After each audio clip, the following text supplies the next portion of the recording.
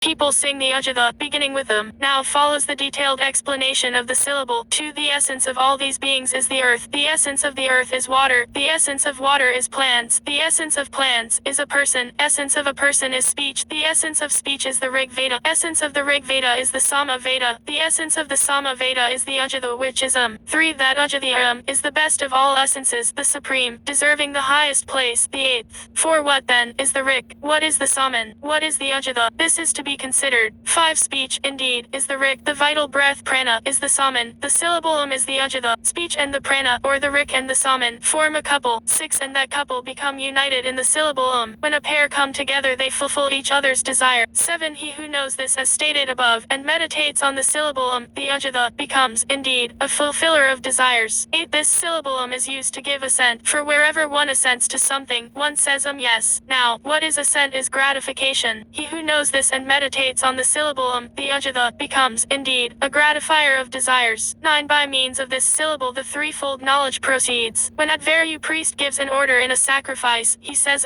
When the Hotri priest recites the hymn, he says When the Udgatri priest sings the Saman, he says All this is done for the glory of the imperishable Atman by the greatness of that syllable and by its essence. 10. It may be contended that he who knows this true meaning of the syllable and he who does not, perform the same sacrifice and therefore must reap the same fruit. But this is not so. The results of knowledge and ignorance are different. Work that is done with knowledge, faith and the Upanishad, i.e., meditation on the deities, produces more powerful fruit. This is, verily, the detailed explanation of the syllable Chapter 2. Meditation on as the prana. 1. When the gods and the demons, both offspring of Prajapati, fought with each other, the gods took hold of the Ujjada, thinking that with this they would vanquish the demons. 2. They, i.e., the gods, meditated on the Ujjada as the prana which functions through the nose, but the demons pierced it, i.e., the prana, with evil. Therefore with it, i.e., the breath, one smells both what is pleasant smelling and what is foul smelling, for the breath is pierced by evil. 3. Then they meditated on the Ujjada as speech, but the demons pierced it with evil. Therefore one speaks both truth and falsehood, for speech is pierced by evil. 4. Then they meditated on the Ujjada as the eye, but the demons pierced it with evil. Therefore one sees both what is sightly and what is unsightly, for the eye is pierced by evil. 5. Then they meditated on the Ujjada as the ear, but the demons pierced it with evil. Therefore one hears both what is worth hearing and what is not worth hearing, for the ear is pierced by evil. 6. Then they meditated on the Ujjada as the mind, but the demons pierced it with evil. Therefore one thinks both proper and improper thoughts, for the mind is pierced by evil. 7. Then they meditated on the Ujjada as the principal mukhya, prana, but as a clod of earth, hitting a stone is scattered, even so the demons were destroyed when they hit it. 8. As a clod of earth is scattered when hitting a stone, thus will he be scattered who wishes evil to one who knows this or who injures him, for he is a solid stone. 9. With this, i.e., the principal vital breath, one does not discern what pleasant smelling and what is foul smelling, for it is unsmitten by evil. Whatever a person eats or drinks with it, the principal vital breath supports the other pranas. That is why they depart when, at the time death, it no longer supports them by eating and drinking. It opens the mouth at the time of death, as if the dying man wished to eat. 10 to 13. Angira meditated on the Ujjada as the principal prana. People call it, i.e., the prana, Angiras, because it is the essence rasa, of the limbs anga. Brihaspati meditated on the Ujjada as the principal prana. People call it the prana, Brihaspati, because speech is great Brihat, and it is the Lord Pati, of speech. Ayasya meditated on the Ujjada as the principal prana. People call it the prana, as Ayasya, because it comes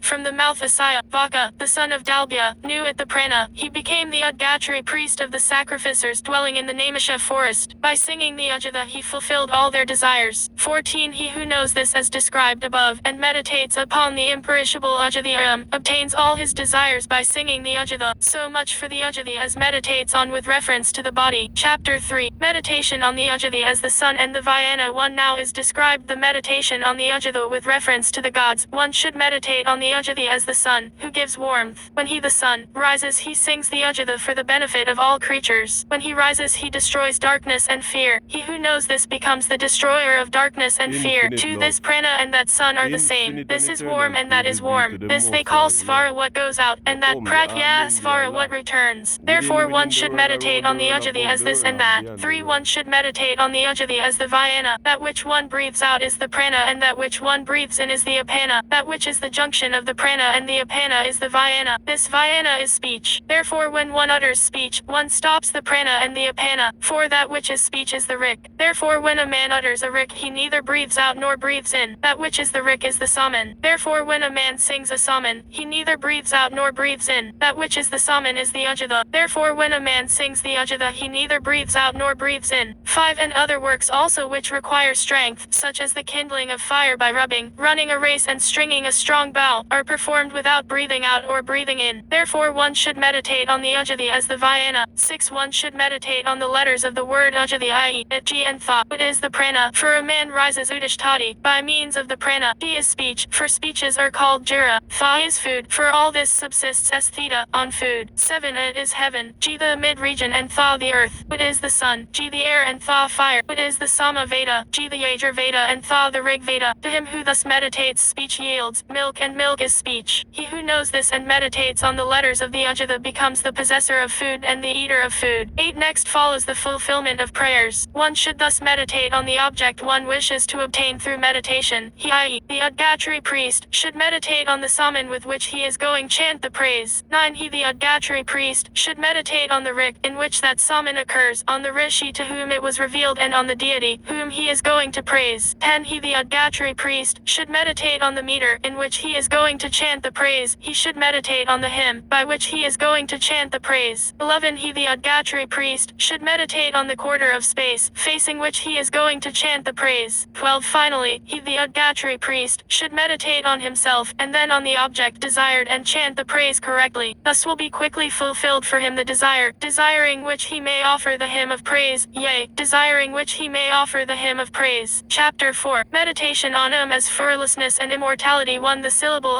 called the ujjata, should be meditated upon, for people sing the ujjata, beginning with Now follows the detailed explanation of this syllable. 2. The gods, afraid of death, entered upon the threefold knowledge. They covered themselves with the metrical hymns, because they covered Akkadian, themselves with the hymns. The hymns are called handas. 3. As a fisherman might observe a fish in shallow water, so death observed the gods in the rik, the yajus and the saman. They too came to know this, rose from the rik, the yajus and the saman and entered the svara alone. 4. When a man has mastered the Rig Veda, he loudly utters he does the same when he has mastered the Sama Veda and the Yajur Veda. The svara is the syllable it is immortal and fearless. The gods, by entering it, became immortal and fearless. 5. He who, knowing this, sings the praise of the syllable enters this same syllable, called the svara, which is immortal and fearless. Having entered it, he becomes immortal as the gods are immortal. Chapter 5. Meditation on as the sun and the prana. 1. Now, verily, that which is the ujjati is the pranaga, that which is the pranaga is the ujjata.